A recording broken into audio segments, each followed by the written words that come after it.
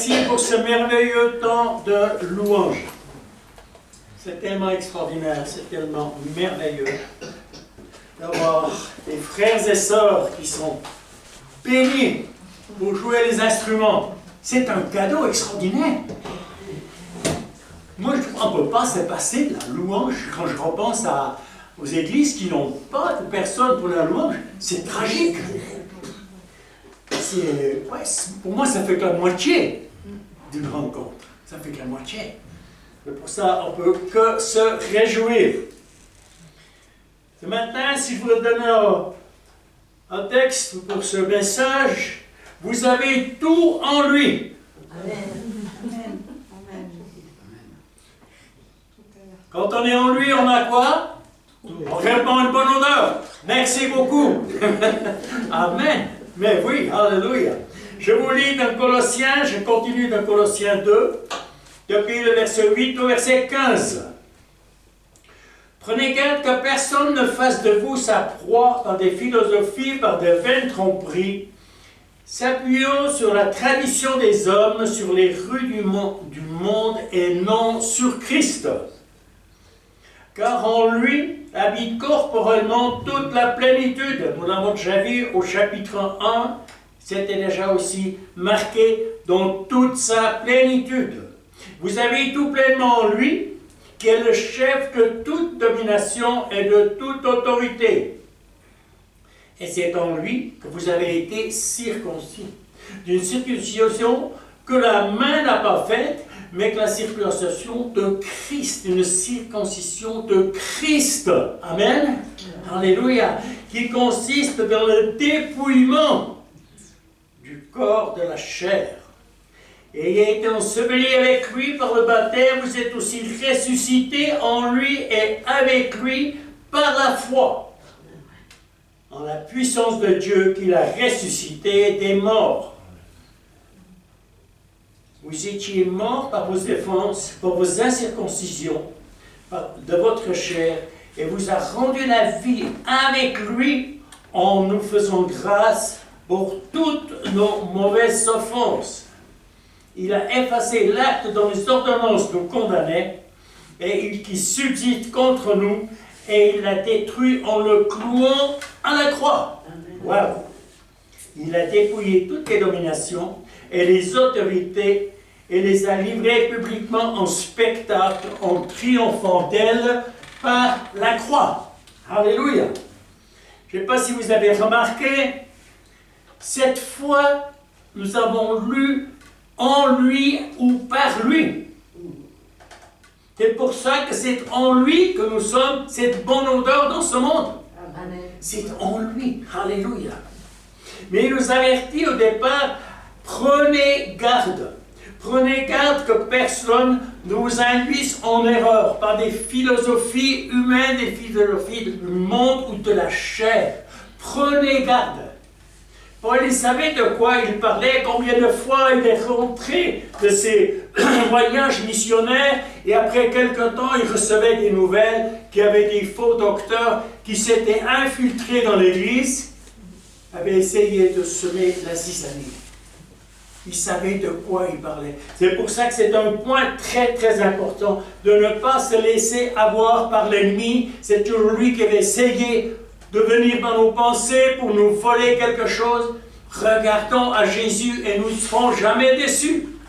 Oh, amen. Amen. Gloire à Dieu. Gloire à Dieu. La philosophie hébraïque porte dans la parole le nom de sagesse. La sagesse. Salomon, par sa philosophie, a recueilli le maximum de la sagesse. C'est quelque chose qui me parle énormément pendant un certain temps. Cette double portion de sagesse que Salomon a reçue. Je crois que nous venons dans un temps où nous serons contents de l'avoir, de la rechercher,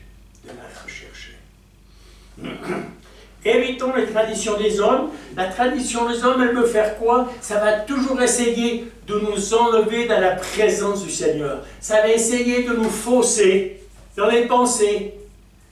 Et des fois, il faut tellement peu de choses pour qu'une personne quitte une église. Je repensais à une personne un peu obèse dans une église, à une des sœurs, elle lui dit, écoute, moi je peux te donner des conseils, je peux t'aider, je peux t'accompagner pour que tu sortes un peu de ton problème de surpoids.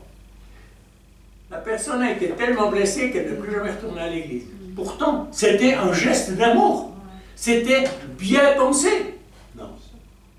Alors ça a pris du mauvais côté. Et c'est très tragique. Ça nous montre, je réfléchissais encore à ça ce matin, ça nous montre comme tout petit pétali, et les gens ils sortent de l'église. Mais qu'est-ce qu'ils vont faire quand on aura un peu de persécution? Ils vont faire quoi? C'est quelque chose qui m'a beaucoup parlé. Ça m'a beaucoup parlé.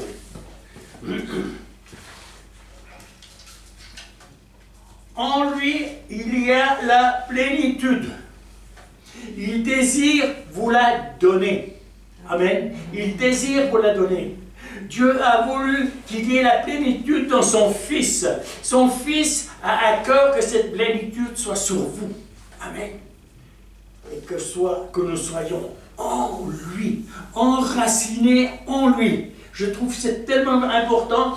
Pourquoi Paul y reprend cette fois ce petit mot en lui. Parce que c'est quelque chose de central. C'est quelque chose de central.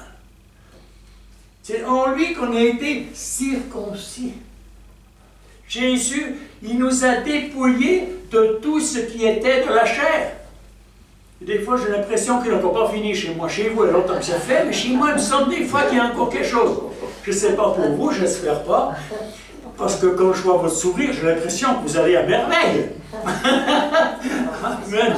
Amen, amen.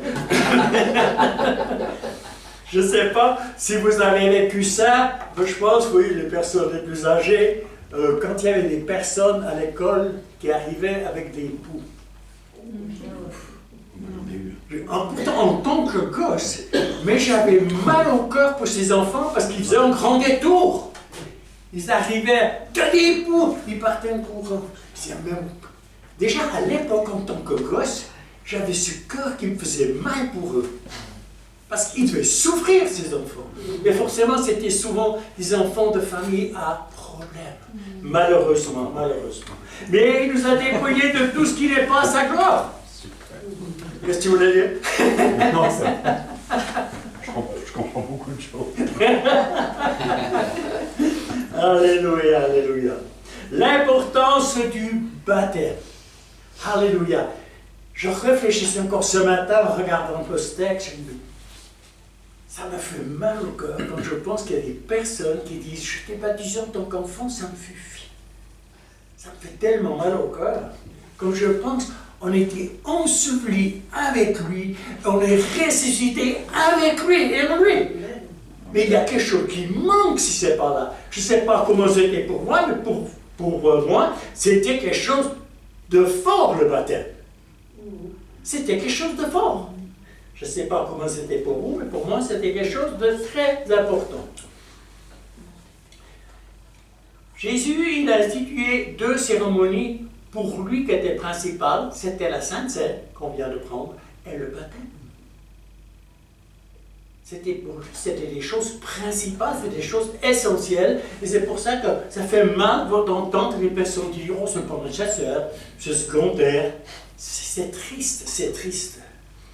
Le baptême, pour les Juifs, c'était un symbole de purification et de consécration. Mais le baptême de Jean, par lequel Jésus a passé, c'est la repentance. C'est le pardon, c'est la rémission des péchés. Et c'est ce qu'il y a de plus grandiose. C'est ce qu'il y a de plus grandiose. Alléluia. Par le baptême, je n'ai pas seulement été enseveli, mais j'ai été ressuscité avec lui. Et ce qui est extraordinaire, c'est que cette puissance de la résurrection de Jésus, donc vraiment, elle vit en vous, elle vit en toi, elle vit en moi. Alléluia. Des fois, on n'y pense pas. Je ne sais pas si on arrive à saisir la puissance qui dit, oh non, voilà. Parce que cette puissance, elle est en nous. Alléluia. On était morts, on était séparés de Dieu, mais il nous a rendu la vie avec lui. Alléluia, avec lui. Il vous a fait grâce, il m'a fait grâce. Alléluia. Et ça, c'est un miracle extraordinaire. À travers lui, la condamnation qui m'accusait a été détruite en le clouant à la croix. C'est le miracle des miracles. S'il n'avait pas été cloué à la croix ce matin, sur le local, il serait vide. Vous êtes d'accord? On ne serait pas là. Mais il a payé. Et on se réjouit en reprenant la Sainte Seine. Des fois, j'ai l'impression que la Sainte Seine, on la prend trop vite. C'est mon point de vue, je parle d'autre. Mais des fois, j'ai l'impression qu'on devrait avoir plus de temps. Est-ce que j'ai vraiment eu le temps de dire merci Seigneur, parce que tu l'as fait pour moi. Tu as souffert en Gethsémane pour moi. Tu as souffert devant Caïphe pour moi. Ton dos a été labouré pour moi. Tes mains, les pieds ont été cloués pour moi. Tu l'as fait pour moi. Quand je prends la communion moi-même, je dis ça. Merci, tu l'as fait pour moi. Je sais qu'il l'a fait pour le monde. Mais il l'a fait pour moi. Il a souffert à cause de mes péchés. Il a payé le prix. Voilà. C'est tellement grandiose. C'est tellement grandiose. À la croix, il a dépouillé les dominations. Les autorités, il les a livrées publiquement en spectacle, en triomphant à la croix, encore une fois, alléluia. C'est extraordinaire, c'est merveilleux. Tout est accompli. Tout. Tout. On l'oublie des fois. Tout. Toute maladie, quoi que ce soit, tout, il a payé pour tout. Alléluia. C'est tellement grand, c'est tellement puissant. Gloire à Dieu. Et pour cela, il nous a donné cette autorité aussi de résister dans ce merveilleux nom de Jésus. Alléluia. Et on repense à Luc 10, 19, il vous a donné l'autorité. Il nous a donné l'autorité. Alléluia. Je reprends un petit peu, ça m'a tellement parlé, la situation où Paul, il encourage, prenez garde. Prenez garde qu'on ne vous séduise pas. Qu'on ne vous séduise pas par que ce soit pas des personnes qui vous séduisent. Je relisais encore ce matin, psaume 37, 5. David, il va dire quelque chose de très fort. Mets ta confiance en lui et il agira. Wow. Si tu ne mets pas la confiance en lui, il ne peut pas agir.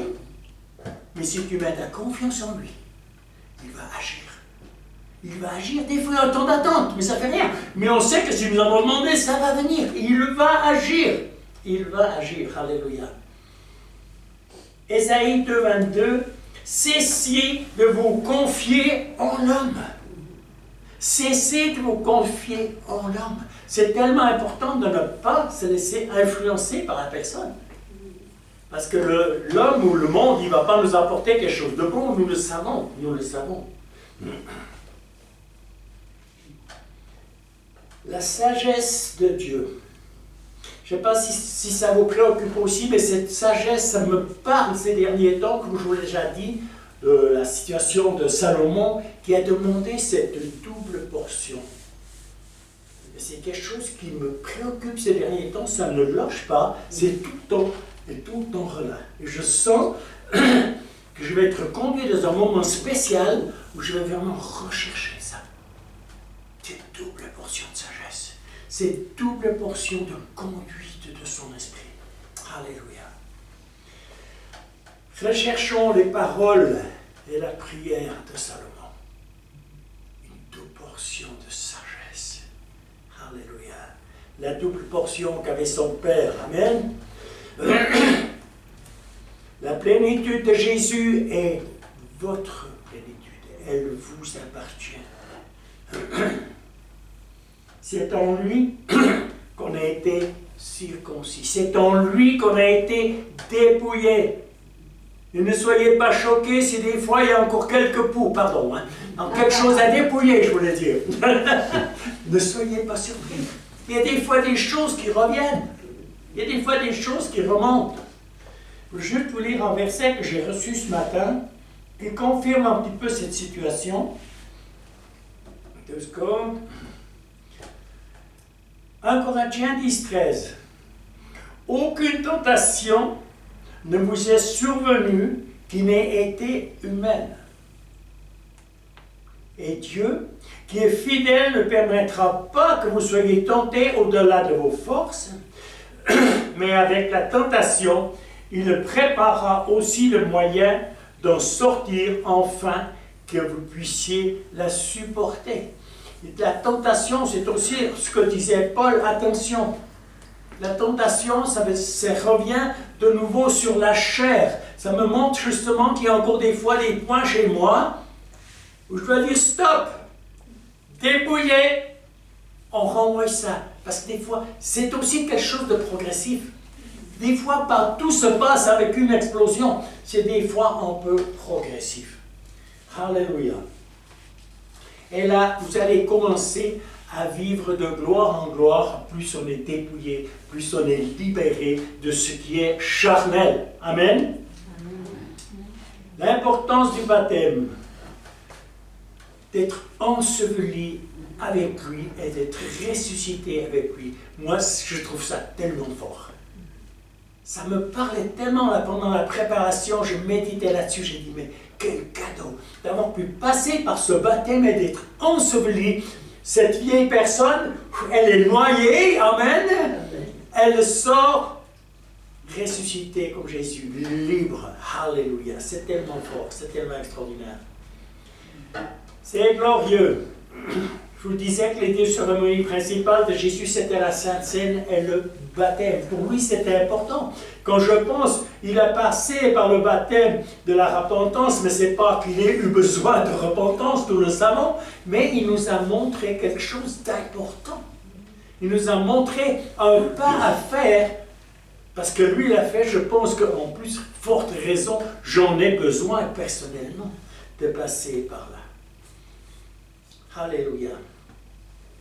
La condamnation qui nous accusait, elle a été brisée à la croix. Elle a été brisée et anéantie. Alléluia.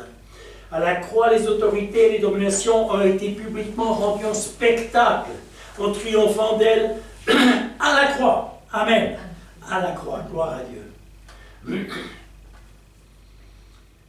Si je vis en lui, sa plénitude est ma plénitude.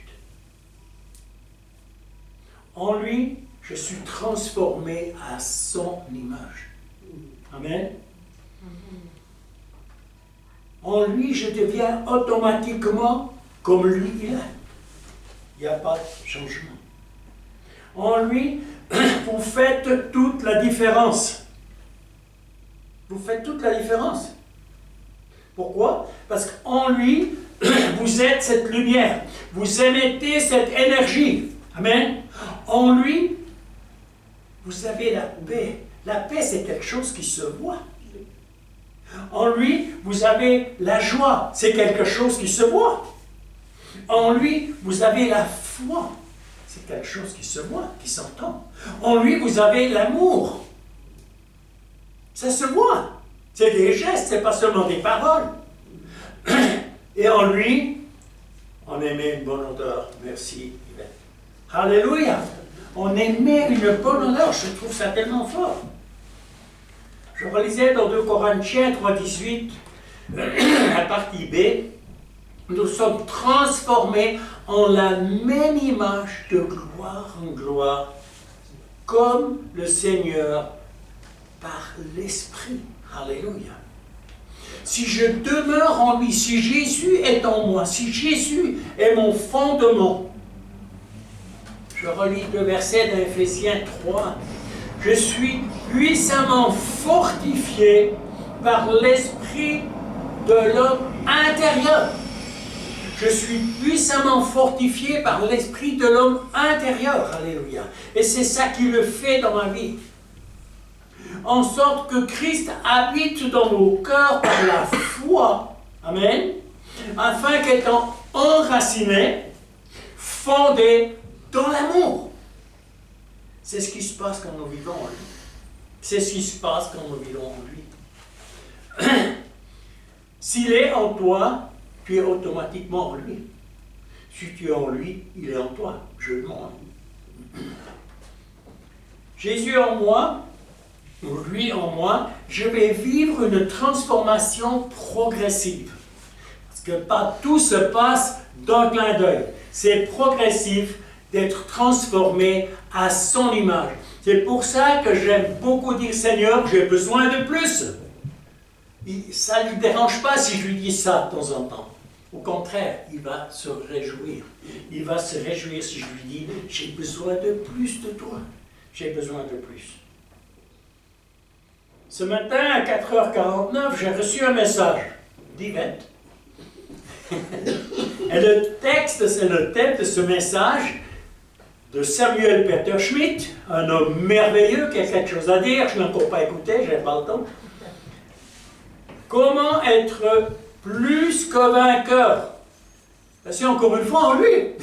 Je m'excuse de me répéter, mais c'est comme ça. Et après, c'est marqué le secret de la victoire. Ben, il est aussi en lui. Amen. Il est aussi en lui. On ne veut rien changer. Gloire à Dieu. C'est un peu ce vainqueur pour ce matin.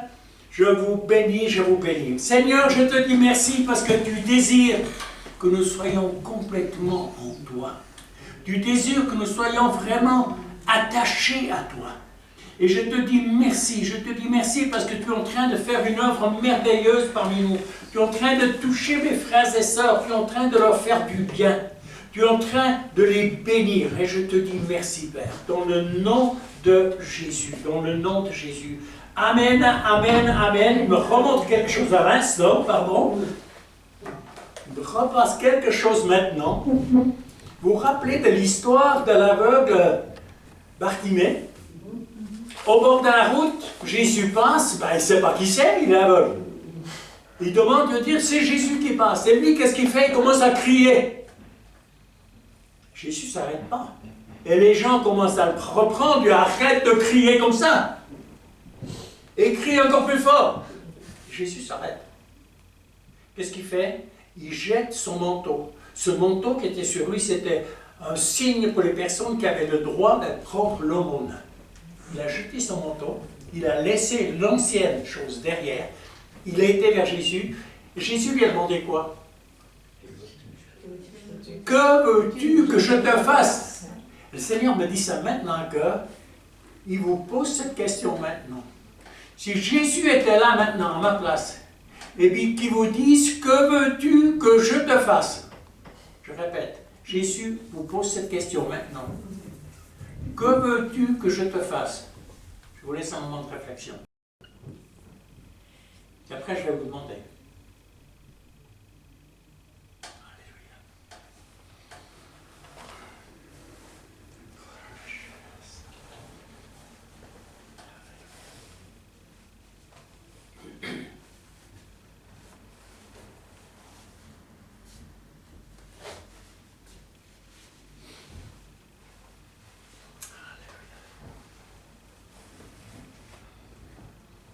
Amen. Il sait qu'il y a quelque chose à dire. Je vous écoute.